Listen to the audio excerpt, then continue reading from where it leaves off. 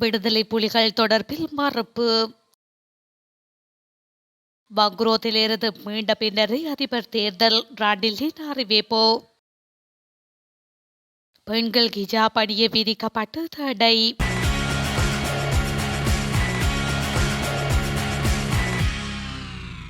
இலங்கை பங்குரோத்து நிலையிலிருந்து மீண்டுவிட்டது என்று உத்தியோகபூர்வமாக அறிவிக்கப்பட்டதன் பின்னரே அதிபர் தேர்தல் குறித்து ரணில் நாட்டு மக்களுக்கு அறிவிப்பார் என்று நிதி ராஜாங்க அமைச்சர் சஹான் சேமசிங்கு தெரிவித்துள்ளார். சமகால அரசியல் நிலவரங்கள் குறித்து கருத்து தெரிவிக்கும் போதே அவர் இவ்வாறு குறிப்பிட்டுள்ளார். இது தொடர்பில் மேலும் தெரிவிக்கையில், எதிர்வரும் வாரம் நாட்டு மக்களுக்கு மகிழ்ச்சிகரமான செய்தி கிடைக்கப்பெறும். பாரிஸ் கிளப் உள்பட சீனாவுடன் வெளிநாட்டு கடன் மறுசீரமைப்பு தொடர்பான ஒப்பந்தம் கைச்சாத்திடப்படும். பங்குரோத்து நிலையிலிருந்து மீண்டுவிட்டோம் என்ற செய்தியை நாட்டு மக்கள் கொண்டாட முடியும். இலங்கை பங்குரோத்து நிலையிலிருந்து மீண்டுவிட்டது என்று உத்தியோகபூர்வமாக அறிவிக்கப்பட்டதன் பின்னரே அதிபர் தேர்தல் குறித்து ரணில் விக்ரமசிங்கே நாட்டு மக்களுக்கு அறிவிப்பார். எதிர்வரும் மாதம் முதல் அல்லது இரண்டாம் வாரம் அளவில் அதிபர் நாட்டு மக்களுக்கு உரையாற்றுவார் என்று எதிர்பார்க்கப்படுகின்றது.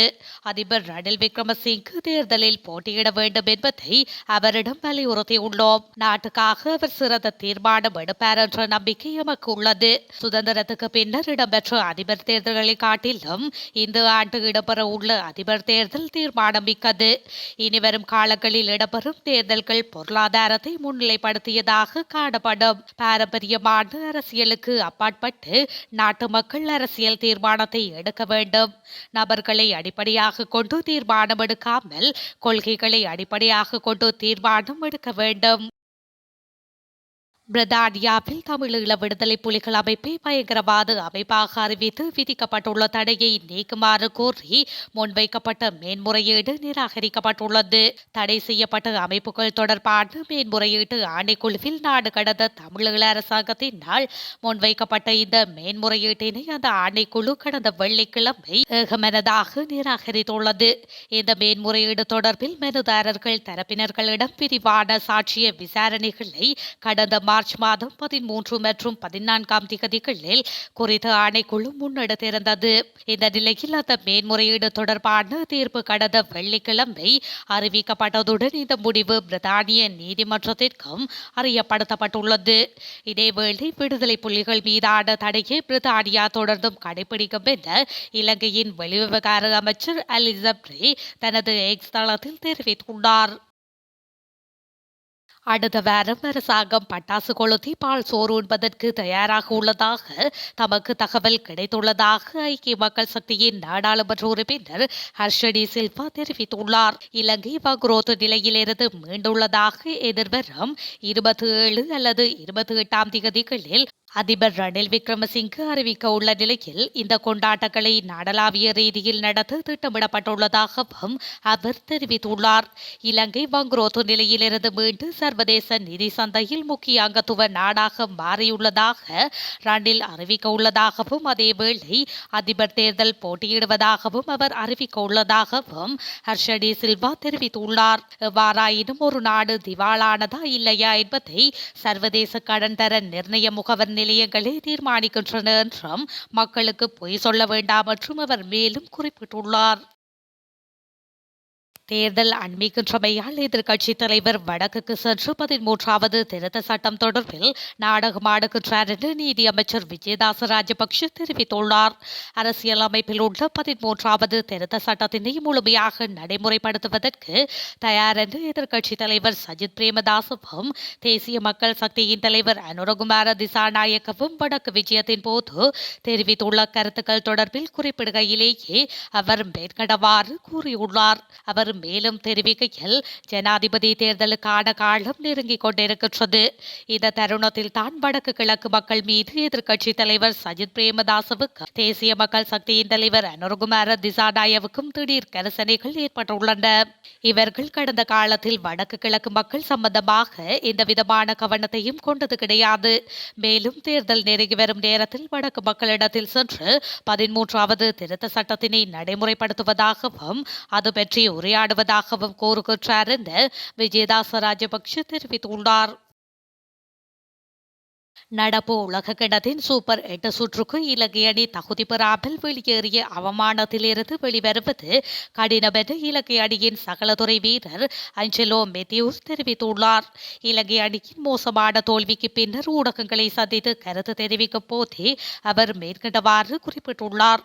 ஆடுகளத்தின் தன்மையை இலங்கை துடுப்படுத்தாளர்கள் சரியாக புரிந்து கொள்ளவில்லை எனவும் இதற்காக இனி மேலும் யாரையும் சாடி பயனில்லை எனவும் அவர் கூறியுள்ளார். மேலும் தொடர் ஆரம்பிப்பதற்கு 15 நாட்களுக்கு முன் இலங்கை குழாம் அமெரிக்காவிற்கு சென்றிருந்த போதிலும் ஆடுகளத்தை புரிந்து கொள்ள தவறிவிட்டதாகவும் மெத்தியூஸ் கவலை தெரிவித்துள்ளார். எவ்வாறாயினும் அணியின் மோசமான ஆட்டத்தை மன்னிக்க முடியாது எனவும் அதனை நாம் ஏற்றுக்கொள்ள வேண்டும் எனவும் அவர் கூறியுள்ளார். கள்ளக்குறிச்சியில் விச சாராயம் அருந்தி மருத்துவமனைகளில் அனுமதிக்கப்பட்டவர்களில் உயிரிழந்தவர்களின் எண்ணிக்கை 57ஆக உயர்ந்துள்ளதாக இந்திய ஊடகங்கள் செய்தி வெளியிட்டுள்ளன. இந்திய தமிழக மாவட்டம் கள்ளக்குறிச்சியில் விச சாராயம் அருந்தி உயிரிழந்த விடயமானது அதிர்ச்சியை ஏற்படுத்தியுள்ளது. அந்த வகையில் கடந்த 18ஆம் தேதி விச சாராயத்தை அருந்திய பலர் உடல் நலம் மோசமாகி உயிரிழந்துள்ளனர். அதனைத் தொடர்ந்து இன்று வரையில் சேலம், புதுச்சேரி, விழுப்புரம் மருத்துவமனைகளில் அனுமதிக்கப்பட்டவர்களில் 57 பேர் சிகிச்சை பலனின்றி பலியாகியுள்ளனர். மேலும் நேற்று முன்தினம் வரை 40 பேரின் உடல்கள் பிரேத பரிசோதனை செய்யப்பட்டு உறவினர்களிடம் ஒப்படைக்கப்பட்டுள்ளது. இதேவேளை 148 பேர் மருத்துவமனைகளில் சிகிச்சை பெற்று வரும் நிலையில் அவர்களில் 20 பேரின் நிலைமை கவலைக்கிடமாக உள்ளதாக தெரிய வந்துள்ளது. பெரும்பான்மையினராக இஸ்லாமியர்கள் வசிக்கும் மத்திய ஆசிய நாடான தஜிகிஸ்தான் நாட்டில் பெண்கள் கிஜாப் அணிய அந்த நாட்டு அரசு தடை விதித்துள்ளதாக அந்த நாட்டு ஊடகங்கள் செய்தி வெளியிட்டுள்ளன.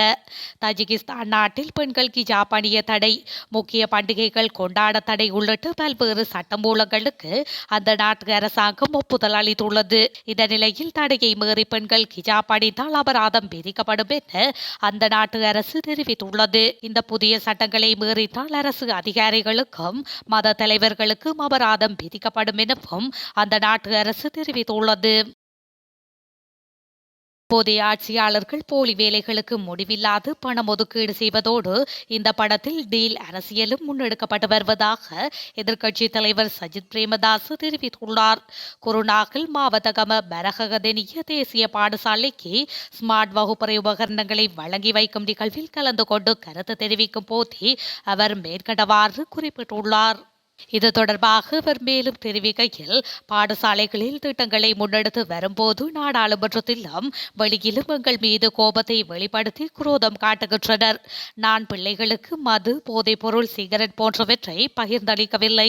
கண்ணடிகள், அகராதிகள் ஆகியவற்றையே பகிர்ந்தளிக்கின்றேன். இவை தவறான விடயங்கள் அல்ல. ஆட்சியாளர்கள் தலைநகரின் ஆடம்பர குளிரூட்டி அறைகளில் இருந்து கொண்டு ஒரு குறிப்பிட்ட கும்பலுடன் டீலில் ஈடுபட்டு வருகின்றனர்.